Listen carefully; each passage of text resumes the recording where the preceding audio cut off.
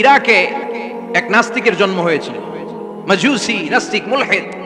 সে বলে বেড়াচ্ছিল আমি স্রষ্টায় বিশ্বাস করি না, কারণ স্রষ্টা দেখা যায় না। ইরাকের লোকেরা বলল আমাদের একজন ইমাম আছে, নাম নু'মান ইবনে সাবিত। কি নাম? নু'মান ইবনে সাবিত, যাকে আমরা ইমাম আল আযম আবু হানিফা বলে চিনি। সবাই বলল তুমি যে স্রষ্টারে খুঁজে পাও না, আমাদের ইমাম তোমারে স্রষ্টা দেখায় দিবে। সুবহানাল্লাহ পড়ে। সে বলল ঠিক আছে, তাহলে তোমাদের ইমামরা আসতে বলো। কবে?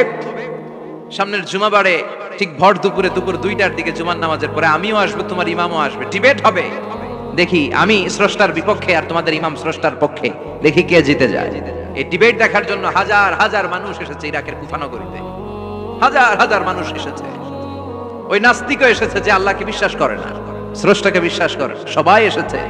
আসে নাই শুধু ইমাম আবু হানিফা। নাস্তিক কয় তগো ইমাম ডরাইছে, কি বলে তোদের ইমাম ভয় পেয়েছে। উনি এসেছেন 1.5-2 ঘন্টা দেরি করে। 1.5 ঘন্টা দেরি করে যখন উনি আসলেন, নাস্তিক বলে আপনার সাথে কোনো কথা নাই, আপনার তো সময়ের জ্ঞানই নাই, আপনার সাথে কিসের আলাপ? ইমাম আবু হানিফা বললেন আইন্দি ওযর, আমার ওযর আছে। কি ওযর? তিনি বললেন আমি যখন ঘর থেকে বেরোই আমার বাড়ির সামনে বিশাল এক নদী পড়ে যায়, আর এই নদী পেরোতে আমার নৌকা ব্যবহার করতে হয়। আজকে এসে দেখি নৌকাও নাই, মাঝিও নাই, কিচ্ছু নাই, কিভাবে পার হবো? হঠাৎ দেখলাম নদীর পাশে বিশাল বড় গাছ, গাছটা হঠাৎ এমনি এমনি 2 টুকরা হয়ে গেল। গাছ থেকে বিশাল কাঠের তক্তা বের হয়ে গেল, তক্তাগুলো অটোমেটিক্যালি জোড়া লেগে নৌকা হয়ে গেল। এই নৌকা মাঝি ছাড়া সা করে আমার সামনে চলে এলো। আমি নৌকায় বিসমিল্লাহ বলে বসে পড়লাম। হঠাৎ নৌকা আমারে টান দিয়ে ওপারে নিয়ে এলো। তারপর আমি আপনার এই ময়দানে ছুটে এসেছি। এই যে গাছ কাটা, তক্তা হওয়া, নৌকা হওয়া, মাঝি ছাড়া চলা, এই প্রসেসিং হতে আমার 2 ঘন্টা সময় লেগেছে। I am extremely sorry for that, আনা আসিফ জিদ্দান, আমি দুঃখিত। নাস্তিক নেতা বলে তোকে ইমাম গাঞ্জা খাইছে। কি খাইছে? তোদের ইমাম মাজনুন, জুন্না আলাই, মাথার তার সিরা নিয়ে যা। ইমাম আবু হানিফা বললেন ময়দানে আমারে গালি দিলেন কেন? পাগল বললেন কেন? তার সিরা বলে ডাকলেন কেন? মাজনুন শব্দ ব্যবহার করলেন কেন? মার্জিত ভাষা ব্যবহার করতে শিখেন। নাস্তিক বলে কেমন কথা আপনি বলেন? শিক্ষিত মানুষ, দার্শনিক মানুষ, জ্ঞানী মানুষ, ইমাম মানুষ, কোন মানুষ ছাড়া, করাত ছাড়া বিশাল বড় বড় গাছ কাটা যায় নাকি? মিস্ত্রি ছাড়া তক্তা বানানো যায় নাকি? মিস্ত্রি ছাড়া তক্তা জোড়া লাগে এমনি এমনি নৌকা হয় নাকি? মাঝি ছাড়া পানিতে নৌকা চলে নাকি? ইমাম আবু হানিফা বললেন now you on the right track. এই তো লাইনে আসছেন আপনি। এই লাইনে আনার জন্যই তো এত গল্প, লাইনে আনার জন্যই তো এত স্টোরি আমি মেক করলাম। আপনার কথা থেকেই যদি ধরি, করাত ছাড়া গাছ কাটা যায় না, এমনি এমনি তক্তা হয় না, এমনি এমনি নৌকা হয় না, মাঝি ছাড়া নৌকা এমনি এমনি চলে না, তাহলে আকাশ কেমন করে এমনি এমনি হলো? জমিন কেমন করে এমনি এমনি হলো? দ্বীপ প্রহরের জলজলে সূর্যটা কেমন করে কিরণ দিল এমনি এমনি? আল্লাহু আকবার! কেমন করে নবমণ্ডল ভূমণ্ডল সৃষ্টি হলো? কেমন করে দিন শেষে রাত্রি আসে, রাত্রি শেষে দিন আসে? ওইটা যদি এমনি এমনি না হয়, মহাবিশ্বের এই সুন্দর বসুন্ধরার সবকিছু কেমন করে এমনি এমনি হয়? নাস্তিক কয় হায় হায়, আসলেই তো আমি একটা উল্লুক্কা পাঠা, আসলেই তো আমি হাদারাম, এইভাবে তো ভেবে দেখি নাই। আসলে তো এগুলো এমনি এমনি হয় না। Someone is controlling everything in the world.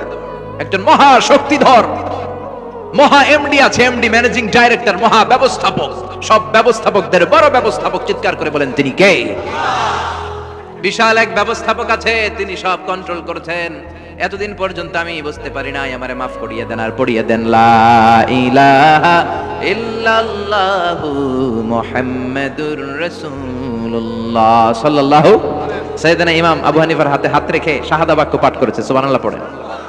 ঝিনুকের ভেতর লুকিয়ে থাকে যেমন মতি, ঝিনুকের ভেতর লুকিয়ে থাকে যেমন মতি, কালমা শাহাদাতে আছে আল্লাহর জ্যোতি, কালমা শাহাদাতে আছে আল্লাহর জ্যোতি। সুবহানাল্লাহ পড়েন। এই জ্যোতি যার হৃদয় একবার টাচ করে, তার জন্য জান্নাতকে খুলে দেয় কে? এজন্য এই সূরা পড়লে নাস্তিকরা নাস্তিক থাকবে না। নাস্তিকদের জন্য এখানে আল্লাহ মেডিসিন দিয়েছেন, কিছু ডোজ দিয়েছেন। আলহামদুলিল্লাহ পড়েন। এই সূরা থেকে আমরা কিছু সময় কথা শুনবো। শুনতে রাজি আছেন তো? সূরার নাম চিল্লায় বলেন কি নাম? মুলক। মুলক মানে কি? মুলক মানে রাজত্ব, মুলক মানে ক্ষমতা, মুলক মানে পাওয়ার, মুলক মানে কিংডম, মুলক মানে সভরেন্টি। সুবহানাল্লাহ পড়েন।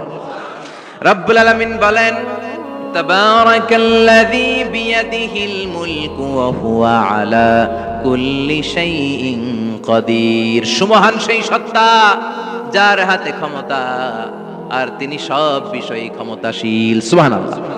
তাবারাকাল্লাযী বিয়াদিহিল মুলক, মহামহিম সে সত্তা, সুমহান সে সত্তা, বিয়াদিহিল মুলকু, যার হাতে ক্ষমতা। ক্ষমতা কার হাতে? চিৎকার করে বলতে হবে, কার হাতে? নাকি আমাদের হাতে, না সরকারের হাতে, পুলিশের হাতে, র্যাবের হাতে, মাশরাফির হাতে, হিরো আলমের হাতে? ক্ষমতা কার হাতে? ক্ষমতা শুধুমাত্র একজনের হাতে। চিল্লায় বলেন, তিনি কে? আল্লাহর হাতে ক্ষমতা, আর তিনি হচ্ছেন সকল ক্ষমতার উৎস, centre of the all powers. সব ক্ষমতার উৎস কে? নাকি জনগণ? আমরা কিন্তু এটাই শিখি, এদেশে আমাদেরকে রাষ্ট্রীয়ভাবে শেখানো হয়, এটা রাষ্ট্রীয় কুফরি। সকল ক্ষমতার উৎস জনগণ নয়, সকল ক্ষমতার উৎস কে? উনি ক্ষমতার উৎস, তিনি ক্ষমতাশীল, মহা ক্ষমতাধর, তার ক্ষমতার সাথে কারো তুলনা হয় না। আমাদের কি ক্ষমতা আছে? কথা বলেন। বল্লা পোকার কামড় খাইছেন? হ্যাঁ, মৌমাছি কামড়াইছে? মৌমাছি কামড়াইলে চিল্লাচিল্লি শুরু করে, তো কি ক্ষমতা আছে আপনার? বল্লা কামড় মাইরা দেয় দৌড়, ওটা ধরে যে মার মইটাও পারি না। কুত্তায় কামড়াইলে আমরা কুত্তারে কামড়াইতেও পারি না। কথা বলেন। আমরা নাকি ক্ষমতার মালিক। পিছন থেকে কেউ যদি বলে হুজুর সাপ, মজা করে বলছি, এতই ভাবেছি, আসলে যদি ফাঁস করে আসতো সব দৌড়। স্লোগান দেওয়ার বেলায় লিল্লাহে তাকবীর, আল্লাহু আকবার, আমার ভাই তোমার ভাই, কাপায় ফেলামো নামায় ফেলামো। কথা বলেন। আর যদি পেছন থেকে কেউ আওয়াজ করে বলে সাপ, দৌড়। আপনারা কি দৌড় দিবেন? আমরা এদিক দিয়ে দৌড় দিব। কথা কন। চাচা আপন প্রাণ জীবন বাঁচানোর জন্য ভয়ে পাগল। সাপ লাগবে না, বাবা ব্যাংক চিনেন? মাইথার দিয়ে নাই বোধহয়। আছে আছে। কি করে? খালি লাফায়। 10টা ভাবা ব্যাংক যদি ছেড়ে দেওয়া হয়, স্টেজে 2টা আর বাকি 8টা এদিকে, ভাবা ব্যাংক আর কি লাভ দিবে? এর চেয়ে লাফালাফি শুরু করবো আমরা। কথা বলে। আর আমরা দাবি করি আমরা ক্ষমতার উৎস। কোনো ক্ষমতা নাই। একবার ডায়রিয়া হলে 3বার টয়লেটে গেলে আর চেহারার দিকে তাকানো যায় না। কারে মাফ করে দে, আই মরে যাইও, আই হাইতান ন, আছে না নাই? তো পারবেন না কেন? আপনি না ক্ষমতার উৎস, আপনি না ক্ষমতার উৎস। আরে আপনার তো কোনোই ক্ষমতা নাই। খুলিকাল ইনসানু দাঈফা, মানুষকে দুর্বল থেকে দুর্বল করে তৈরি করেছে কে? এজন্য রাব্বুল আলামিন বলেন, তাবারাকাল্লাযী বিয়াদিহিল মুলকু ওয়া হুয়া আলা কুল্লি শাইইন কাদির। সুমহান সেই সত্তা যার হাতে ক্ষমতা। চিল্লায় বলেন, ক্ষমতা কার হাতে? আমাদের হাতে কোনো ক্ষমতা নাই। আমরা হলাম দুর্বল। আমরা কি? দুর্বলের ঘরের দুর্বল। আমরা যখন জন্মেছিলাম দুর্বল। আমার ছোট্ট একটা মেয়ে আছে, আমি অবাক হয়ে থাকি যে আমিও তাইলে ছোটবেলায় এরকম ছিলাম। না খাওয়ালে খেতে পারে না, পেশাব পায়খানা করে, ঘর নষ্ট করে, বমি করে, দাঁড়াতে পারে না, শুইতে পারে না, লালা পড়তে থাকে, ক্লিন করতে হয়, সব সময় তাকে